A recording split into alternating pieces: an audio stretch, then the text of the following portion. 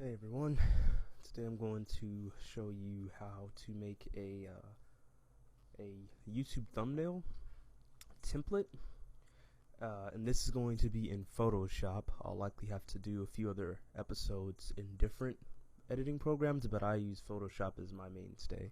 So first thing we need to do is title the video how to make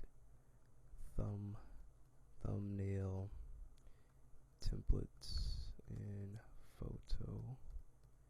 Photoshop.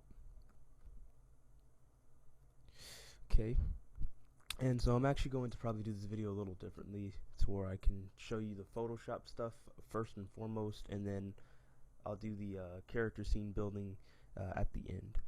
So first and foremost in Photoshop, what you want to do is you want to open the application, then go to New, and then for YouTube thumbnail sizes, this is the best settings that you can use for the width and height. 120, 1280 for width and 720 for height. So if you don't already have a page of that size, you just go ahead and create one, and by just changing it and then typing in create. Okay, so I have that opening up. Alright, so now the first thing you will want to do is you want to add a new layer. And for this thumbnail, I'm going to create an overlay. It's a template, so you'll be able to add whatever you want to it. But I'm going to create an overlay, and it will show up on the thumbnails on YouTube. So first and foremost, you go ahead and you open the new layer, and then you give the layer a different color. But then you also lower the opacity. I'd say it's about 50%. What this is it's going to make this see-through. So whatever you put behind this thumbnail cover, it will show up. Alright, so the second thing that we were going to want to do is we're going to want to designate an area specifically for logos or whatever text a person might want to put. So we're going to go to the shape tool, go to rectangle, and then we just need to make a rectangle that's about, the size of a corner. You don't want to put it in the bottom corner because on YouTube that's where they put the time and all that, so whatever you put in the bottom right corner is going to get cut off. So that's why I suggest using the upper right corner. Okay, so now we're going to drag the square, and we're going to make it about, not completely and utterly blocking off the whole screen. We just want to make it probably like a good, I'd say, one ninth of the page if we're following the rule of thirds. So I think this would be, good. And then you want to set the fill to a color. So there we go. So now we have our little placeholder.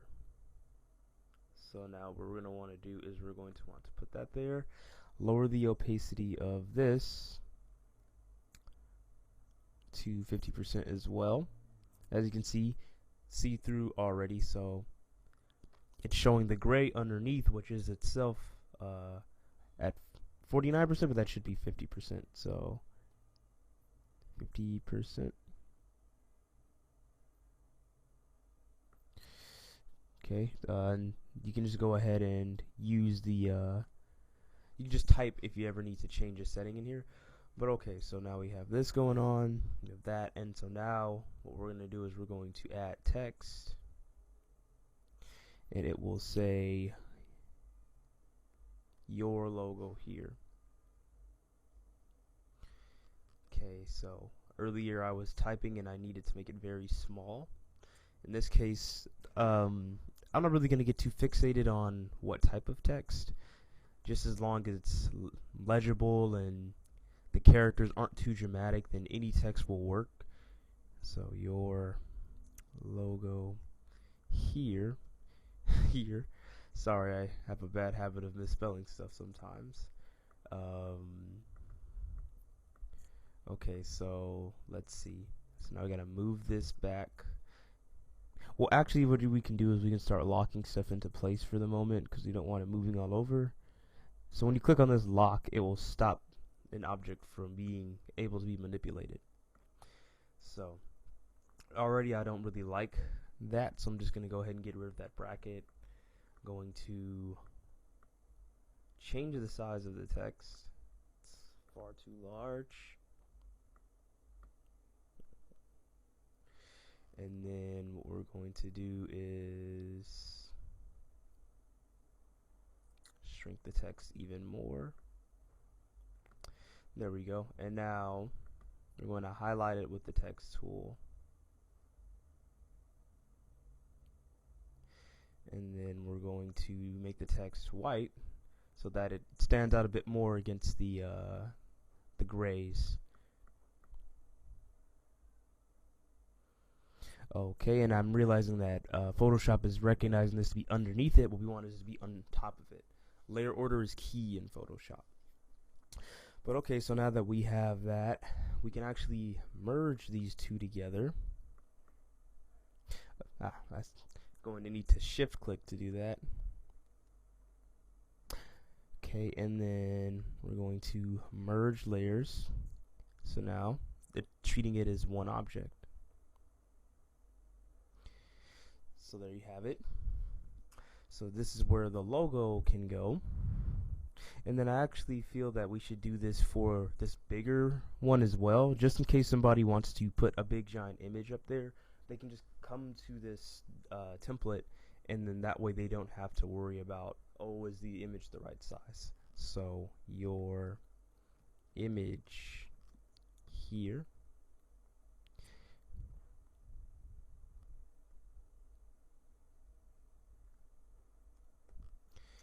okay.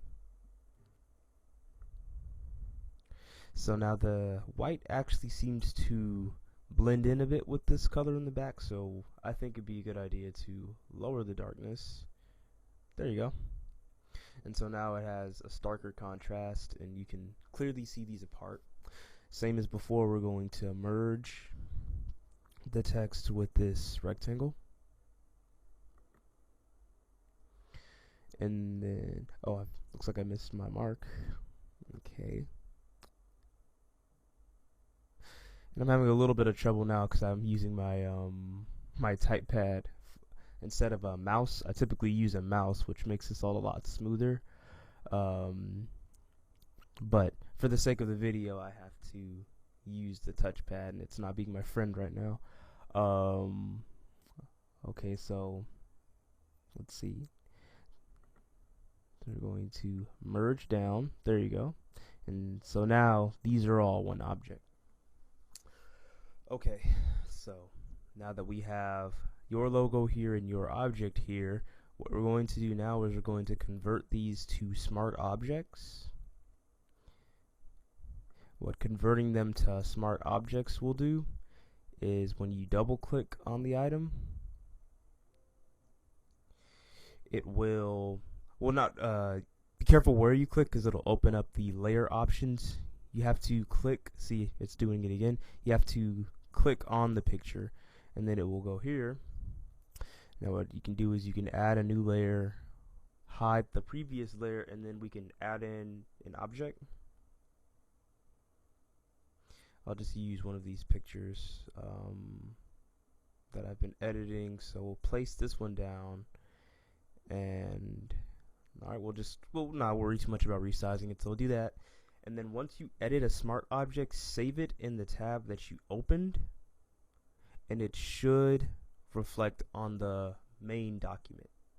So that's the cool thing about smart objects, is once you set something as a smart object, you can change it and edit it by double clicking on it, and then it will open up a new one. So then you just, this is the same with the logo. We're gonna import a logo into here that I've created. We'll do this one, and I'll go to my logos folder over here, and then I'll just go ahead and import this in here, and it's probably gonna take up a bunch of space. Oh no, it fit in perfectly. Excuse me. All right, so there you go.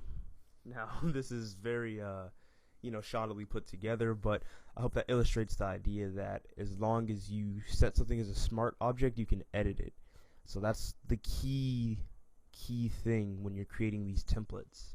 Um, People, in particular people who use Photoshop, will already know once they see the smart object symbol, but this video also hopefully should serve as a way of letting people know this is how you create a template. So then the last thing we're going to do is we're going to save it as a PSD file, because PSD files are still editable in Photoshop, if editable is a word.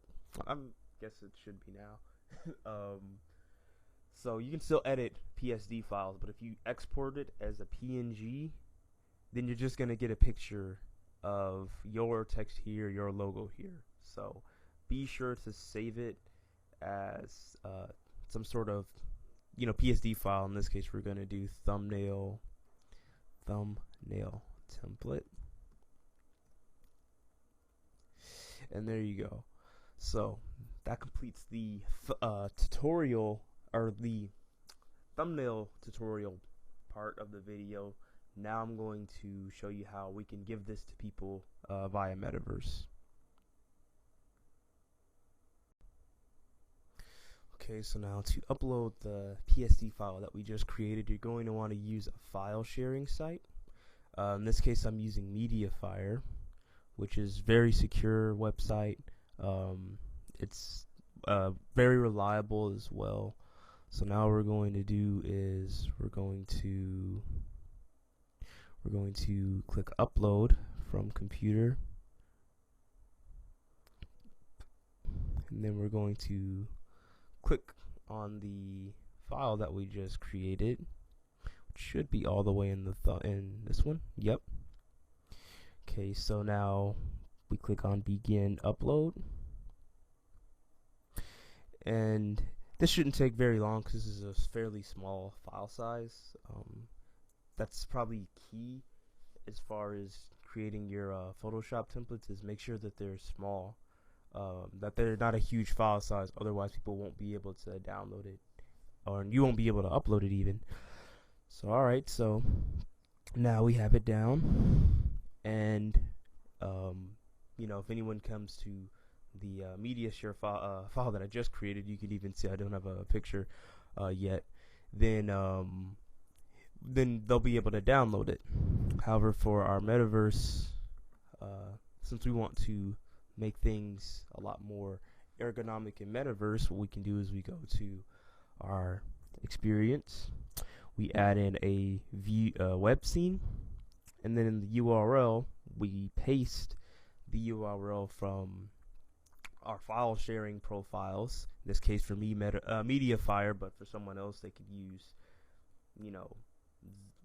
Z file. I actually am not too familiar with the different media sharing websites, but now this should take them to my my Mediafire page, and if it doesn't, then all we have to do is just add in something into our experience that will let them know.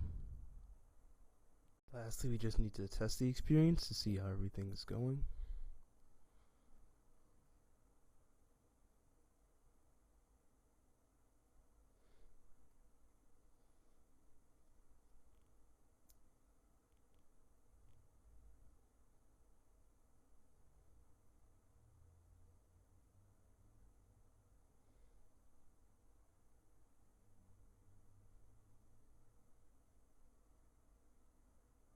Alright, so everything checks out, and yeah, that's basically how we can share these templates that we create in Metaverse, as well as how we can create them in Photoshop.